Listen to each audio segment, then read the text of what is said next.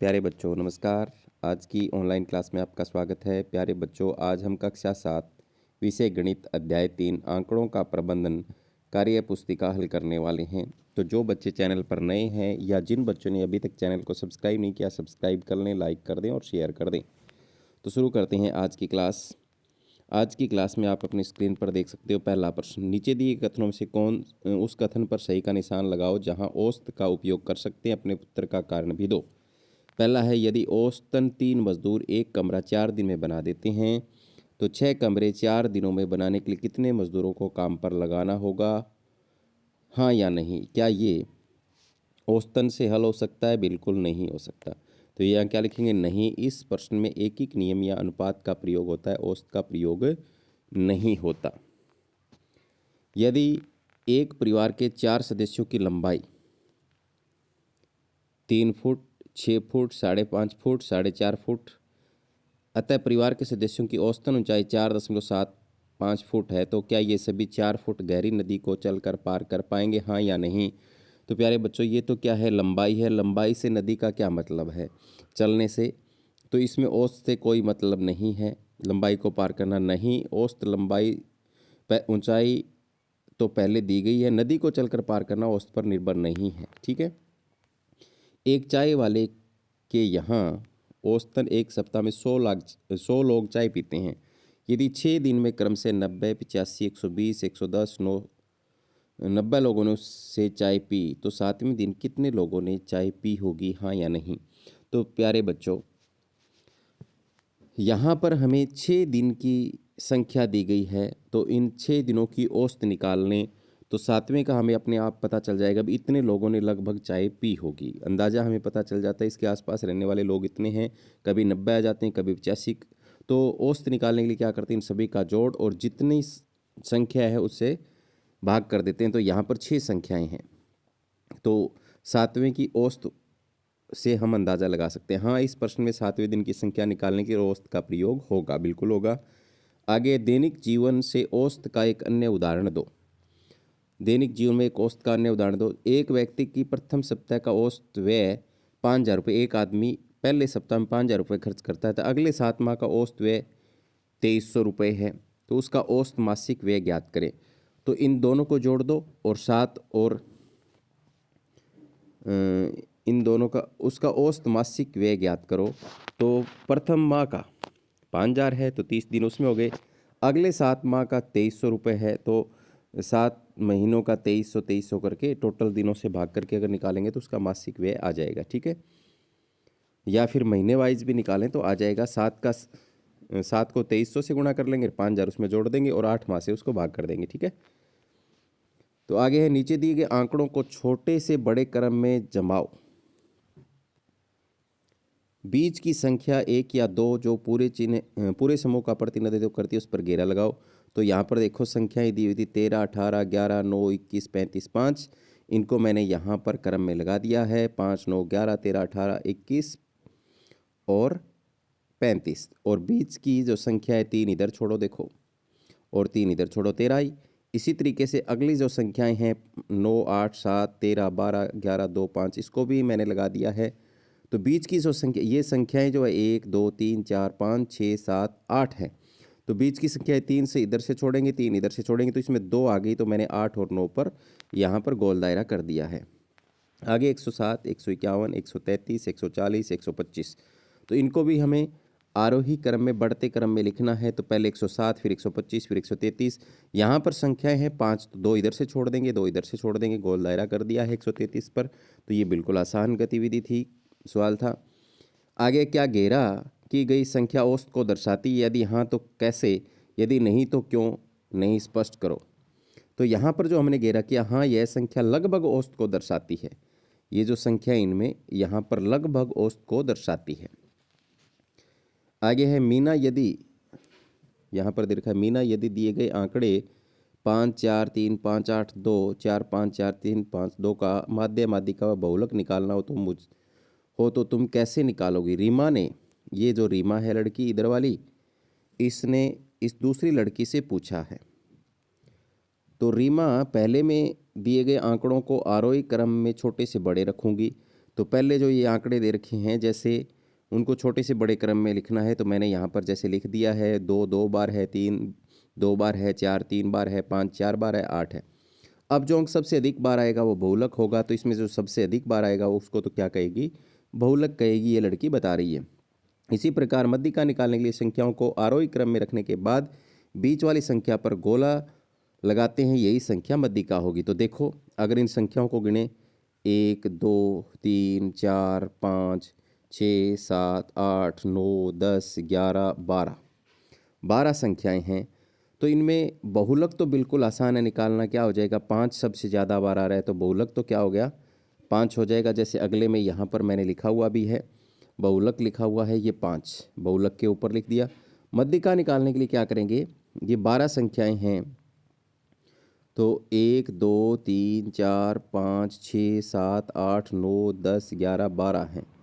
तो 12 में आप क्या काम करोगे, दोनों तरफ से 5 5 छोड़ दोगे, 4 और 5 यहाँ तक, और फिर 5 यहाँ तक, दोनों ही 4 4 आ रही हैं, तो इन दोनों को जोड़ के 2 से भाग दे देंगे, तो 4। मध्यिका कितनी आ गई, 4। मीना के आंकड़ों से तुम, ये तो हमने निकाल दिया, दिए गए आंकड़ों का माध्य निकालो। तो माध्य क्या होता है, इन सब का जोड़ कर देंगे। जैसे सब संख्याओं को जोड़ा 50 आया, और उसको 12 से भाग दिया, क्योंकि आंकड़ों का योग बटा में आंकड़ों की संख्या माध्य निकालने का फॉर्मूला होता है। तो हमने 50 को 12 से भाग दिया, तो कितना आ गया, 4.16 इसका माध्य आ गया। आगे नीच प्रश्न नंबर 4 में नीचे 3 पार्टियों में आए लोगों की उम्र संबंधित आंकड़ा दिया गया है। यहाँ पर उम्र से संबंधित आंकड़ा दिया गया है। अपने दोस्तों से चर्चा करके प्रत्येक पार्टी में आए लोगों की उम्र बताने के लिए कौन सी एक उम्र प्रतिनिधित्व उम्र उपयुक्त है। उदाहरण के लिए पार्टी बी में आए सभी लोगों की उम्र का उपयुक्त प्रतिनिधित्व उम्र 13 से किया जा सकता है, क्योंकि उम्र 13 वाली इस पार्टी में व्यक्तियों की उपस्थिति सर्वाधिक है, और उम्र 13 इस समूह पार्टी बी का बहुलक भी है। तो आप देखो, पार्टी ए जो है उसमें 13 13 13 13 14 14 14 इस तरीके से है। तो यहाँ पर 1 2 3 4 5 6 7 8 9 10 संख्याएं हैं, 10 संख्याएं हैं। तो इसमें 5 बार ही तो 13 है, और 5 बार ही 14 है। तो इसकी अगर हमें मध्यिका निकालनी हो, एक मध्यिका निकालनी हो, तो बीच वाली 2 संख्याएं 4 4 छोड़ के उन दोनों का जोड़ कर दो और 2 से भाग दे दो, तो 13.5 आएगी। आगे है बी में बहुलक निकालना हो, तो 13 ज़्यादा बार है, तो इसका बहुलक कितना है, 13 है। आगे सी में हमें माध्य निकालना है, तो सबका जोड़ करके जितनी संख्या उससे भाग दे देंगे, कितना आएगा, 14.5 आएगा। यह भी बताओ, यह उम्र तुमने कैसे ज्ञात की। तो ए में मध्यिका से, बी में बहुलक से, सी में माध्य की सहायता से ज्ञात की। तुमको क्यों लगता है कि यह उम्र उस पार्टी के सभी लोगों का उपयुक्त प्रतिनिधित्व करती है। हाँ, यह सभी उम्र का लगभग औसत है जो निकाला है। 6 संख्याएं लिखो जिसके लिए समांतर माध्य 15, माध्यिका 15, बहुलक 15, सारी चीज़ें 15 होनी चाहिए। तो मैंने यहाँ पर लिखा हुआ है 10 15 15 15 15 20। तो इन सब को जोड़ेंगे और 6 से भाग करेंगे। 6 संख्याएं लिखी है मैंने, तो 90 जोड़ आ गया, 90 को 6 से भाग दिया तो माध्य भी 15 आ गया। इसमें बहुलक निकालना हो तो 15 4 बार है, तो बहुलक भी 15 है। यहाँ पर अगर माध्यिका निकालना हो, मध्यिका निकालनी हो, तो यहाँ पर 6 संख्याएं हैं, 2 इधर से 2 छोड़ो, 2 इधर से, इन दोनों को जोड़ करो, बीच वाले का 30 आ गया, और 30 को 2 से भाग दो, 15। तो यहाँ पर बहुलक भी 15 और मध्यिका भी 15 आ गया। ऐसा हम कर सकते हैं। आगे है, क्या तुम इस प्रश्न के एक से अधिक उत्तर निकाल सकते हो, अगर हाँ तो बताओ। तो यहाँ पर देखो, मैंने और उदाहरण लिख दिए हैं, 10 12 15 15 18 20। इन सब का जोड़ करें तो 90 आता है। 6 संख्याएं, 6 से भाग करें 15 आता है। 8 12 15 15 18 22, एक और लिखा तो इसका भी जोड़ 90 है, और 6 से भाग करें 15 आता है। तो यहाँ पर आप बहुलक भी देख लो, 15 2 बार है तो बहुलक 15 है, और बीच की संख्याएं भी 30 है, 2 बार है, तो इनको जोड़ करके 2 से भाग करेंगे उतना ही आ रहा है। तो ऐसे उदाहरण आप अपनी तरफ से भी लिख सकते हो। आगे है क्रियाकलाप 1। तुम्हारी कक्षा के 20 छात्रों का भार ज्ञात करो व निम्न सारणी में लिखो, उसकी सहायता से निम्न प्रश्नों के उत्तर दें। तो यहाँ पर देखो प्यारे बच्चों, 1 2 3 4 5 6 7 8 9 10 11 12 13 14 15 16 17 18 19 20 बच्चों का लेना है। तो मैंने यहाँ पर लिख लिया है 22 24 25 25 26 26 26, अंदाजे से लिख लिया है। तो इनके हिसाब से हमें उत्तर देने। सबसे अधिक भार किस छात्र का है? सबसे अधिक भार किस छात्र का है? तो देखो ये सबसे लास्ट में लिखा है 35 और 35, बाकी तो सब नीचे है। तो किसका है? 19 और 20 का है। 19 और 20 नंबर पर जो छात्र बैठा है उसका है। अधिकतर बच्चों का भार कितना है? तो अधिकतर बच्चों का भार यानी बहुलक पूछा इसने, तो 27 ज़्यादा भार है तो 27 किलो। ठीक है, केजी लिख देंगे। सबसे अधिक व सबसे कम भार का अंतर, तो सबसे अधिक तो 35 है और सबसे कम 22 है, तो 13 किलोग्राम उसका अंतर है। 35 में से 22 गया, तो ये होता है परिसर। अधिकतम आंकड़े में से न्यूनतम आंकड़ा घटाया। तुम्हारे तथा तुम्हारे मित्र के भार में कितना अंतर है? जैसे जैसे मान लो मैं बैठा हूँ 16वें नंबर पे, मित्र बैठा है 13वें नंबर पे, तो 29 में से 27 गया, 2 किलोग्राम का अंतर है। छात्रों के भार का औसत क्या है? तो आप इन सब को जोड़ करके 20 से अगर भाग करोगे तो देख लेना 27 आएगा। कितना आएगा? 27। नीचे दिए गए आंकड़ों की माध्यिका बहुलक दिए गए हैं, जांच करो कि ये सही है या गलत। यदि गलत है तो उन्हें सुधार के लिखें। तो देखो यहाँ पर 35, 32, 35, 42, 38, 32 और 34 हैं। तो माध्यिका दी हुई है इसकी, माध्यिका दी हुई है 45 और बहुलक दिया हुआ है 32। तो सबसे पहले तो हम क्या ज्ञात करेंगे? इसका माध्यक ज्ञात करेंगे, माध्यिका ज्ञात करेंगे। तो इसको आरोही क्रम में लिखेंगे, तो 32, 32, 34, 35, 35, 38, 42 करके लिख लिया है। तो यहाँ पर देखो संख्याएं कितनी है? 1, 2, 3, 4, 5, 6, 7 हैं। तो 3 इधर से छोड़ो, 3 इधर से छोड़ो, कितना आया? 35। तो कितना आया है माध्यिका? 35 आई है। बहुलक यहाँ अगर हम देखें तो 35 दो बार है और 32 दो बार है। तो क्या उसने सही लिख रखा था? बहुलक वाली तो चलो मान लेते हैं, 32 लिख रखा है, 1 लिख रखा है। क्या माध्यिका 45 आई? नहीं आई, तो गलत है। तो उसको हम सुधार करके भी लिख सकते हैं। प्रत्येक कथन के लिए 3 संख्याएं बताओ। संख्याओं की माध्यिका माध्य से बड़ी होनी चाहिए। तो जैसे मैंने यहाँ पर 3, 8, 10 लिखा, माध्य किसका कितना है? बीच वाली संख्या 8 है। और माध्य निकालने के लिए तीनों का जोड़ 21, और 21 को 3 से भाग दिया, 7 आ गया। तो यहाँ पर माध्यक से बड़ी होनी चाहिए। माध्यिका है, माध्य से बड़ी होनी चाहिए, तो बिल्कुल बड़ी है। संख्याओं की माध्यिका माध्य से कम होनी चाहिए, ऐसा उदाहरण देना है। तो 2, 3, 7 मैंने लिखा, माध्य निकाला, इन सब का जोड़ और भाग किया, 4 आया माध्य। और यहाँ पर माध्यिका कितनी है? देख लो 3 है, तो बड़ा उदाहरण दे दिया ऐसा। संख्याओं की माध्यिका माध्य के बराबर हो, तो ऐसा उदाहरण भी आप दे सकते हो। जैसे यहाँ पर मैंने लिखा हुआ है,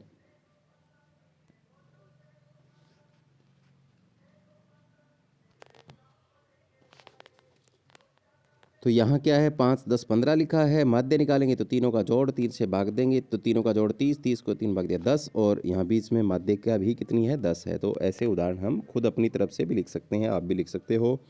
आगे 5 संख्याओं का ऐसा समूह लिखें जिनका माध्य 20 हो, माध्यिका 10 हो। कुछ संख्याएं समान भी हो सकती हैं, सबसे छोटी सबसे बड़ी का अंतर भी आपको बताना है। तो यहाँ पर 5, 10, 10, 20, 55 लिख लिया।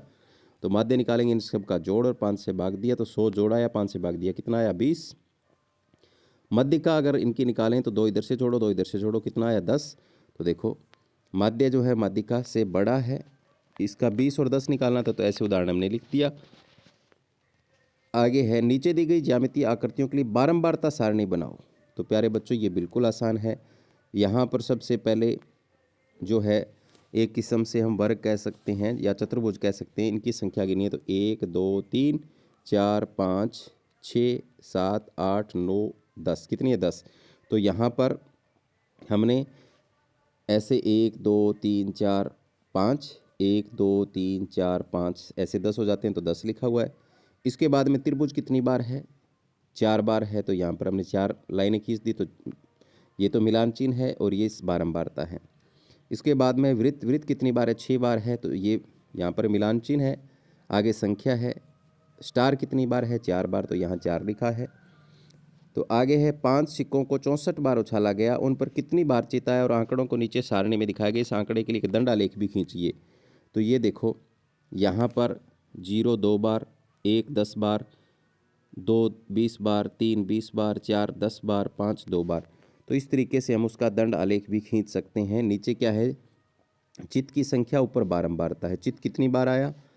तो यहाँ पर इस तरीके से हम उसका दंड आलेख खींच सकते हैं। देख लो 0 है वो 2 तक है, और 1 है वो कितने तक है? 10 तक। तो ऐसे ही मैंने इनके दंड आलेख खींचें, आप भी ऐसा खींच सकते हो। ठीक है। आगे रेणु ने पासा उछालकर निम्न आंकड़ों को प्राप्त किया। जब वो पासे को उछालती तो ऐसे आंकड़े आते गए, ये वाले। ठीक है। तो इन आंकड़ों को अगर देखें, एक कितनी बार आया तो आप गिनोगे तो 5 बार आया, मिलान चिन्ह लिख दिया। और यहाँ पर 2 कितनी बार आया, 4 बार आया है। 3 कितनी बार आया, 6 बार आया है। तो ऐसे मिलान चिन्ह भी और बारंबारता भी लिखनी है। यहाँ पर 6 है, वो 31 बार आया, 31 बार आया है। और उनका भी हम दंड आलेख इस तरीके से खींच सकते हैं जैसे पहला खींचा था। ठीक है। आगे एक कक्षा के सभी 30 बच्चों ने 8 अंक प्राप्त किए। उनके अंकों का माध्य, माध्यिका व बहुलक निकालिए। तो 8 अंक प्राप्त किए मतलब माध्य 8 है उसका। 8 8 8 कितनी बार है, 30 बार। तो 30 बार 8 को जोड़ेंगे तो 240 आ जाएगा। 30 से भाग करेंगे तो 8 ही आ रहा है। सभी आंकड़ों को बढ़ते क्रम में लिखने पर 8 ही आता है, क्योंकि सब 30 हैं। अधिकतम बार आया 8 ही आया। तो ये बहुलक होता है। आगे है, तुम अपनी कक्षा में एक सर्वे करो जिसमें तुम नीचे दिए गए किसी भी विषय में उसकी मदद के बारे में पूछो। तुम्हारा मनपसंद नायिका कौन है, आप नाम लिख सकते हो यहाँ पर। इनके आगे तुम्हारा मनपसंद रंग कौन सा है, तुम्हारा मनपसंद विषय कौन सा है। तो आप ऐसा इन आंकड़ों को एक सारणी में व्यवस्थित करें था, उसके सामने एक दंड आलेख बनाओ। जैसे मैंने यहाँ रंग वाला उदाहरण दिया है, रंग, मिलान चिन्ह और ये बारंबारता भी मैंने साथ लिखी है। हरे रंग को 3 लोग पसंद करते हैं, मिलान चिन्ह ये। लाल रंग को 4 लोग पसंद करते हैं, ये। नीले को 2 लोग पसंद करते हैं, पीले को 6 लोग, टोटल 15 लोग हैं। तो इस तरीके से उसका दंड आलेख भी खींच सकते हैं। ऐसे नायिकाओं के लिए भी खींच सकते हैं। आगे है प्रश्न नंबर 13। 13 के अंदर क्या है, ये जो है PDF सही नहीं बना हुआ, तो इसमें भी आपको दंड आलेख ही खींचना है। तो मैं बता देता हूँ क्या खींचना है। यहाँ पर 157 आदमी घर खरीदना चाहते हैं, 109 ने खरीद लिया। यहाँ पर 140 सुखी जीवन चाहते हैं, 100 जी रहे हैं। तो आपको ऐसे नीचे इस तरफ और ऐसे इधर बारंबारता लिखनी है। तो मैं जैसे घर खरीदने वाले को ए बता रहा हूँ, ए से लिख रहा हूँ। तो क्या है, 157 लोग, तो यहाँ पर 25 का एक खाना ले लेना और 157 यहाँ तक हो जाएगा। उसके साथ साथ जो खरीद चुके हैं वो 109। तो ए में ये दोनों दिखाने हैं। अगर आगे दिखाना है तो 140 है, जैसे यहाँ तक जाएगा। और जो इनके साथ सुखी जीवन जी रहे हैं वो इसके साथ उसको बी ले लेंगे। तो ऐसे बनाते जाएंगे। ठीक है। आगे है, किसी शहर के अलग अलग आयु वर्ग के बच्चों की संख्या 2005 व 2009 का आकलन चित्र में दिया गया है। आयु वर्ग 2005 से 2009, 3 से 5 वर्ष है 11,500 से 12,000 हो गए। 6 से 8 वाले ये क्या हो गए, 1,10,000 से 11,900 हो गए। और 9 से 11 वाले 11,500 से 12,200 हो गए। 12 से 14 11,500 11,000। 15 से 17 10,000 से 13,000। किन आयु वर्ग की जनसंख्या 2005 में समान थी? तो आप देख लो 2005 में किस किस की समान थी। तो यहाँ पर 11,500 11,500 और 11,500। तो 3 5 9 11 12 14, यही तो है 3 5 9 11 और 12 14। किस आयु वर्ग 2005 में 2009 से में जनसंख्या में कमी हुई है? अब कमी कहाँ हुई है, देखो कमी हुई है 6 से 8 वाले में और 12 से 14 वाले इसमें, और 12 से 14 वाले में इसमें कमी हुई है। ठीक है।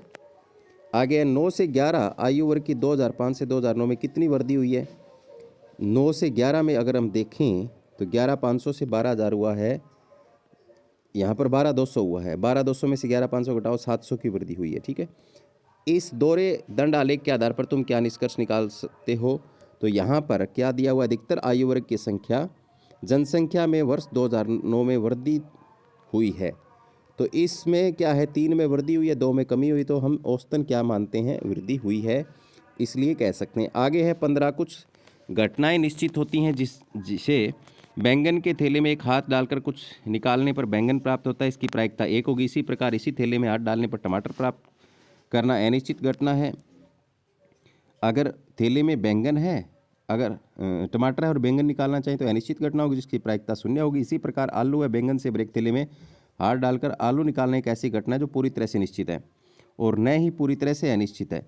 अगर मान लो एक थैले में आलू और बैंगन दोनों हैं तो आलू निकालने की संभावना अगर देखें तो आलू आ भी सकता है, नहीं भी आ सकता। तो निश्चित अनिश्चित दोनों हो गई।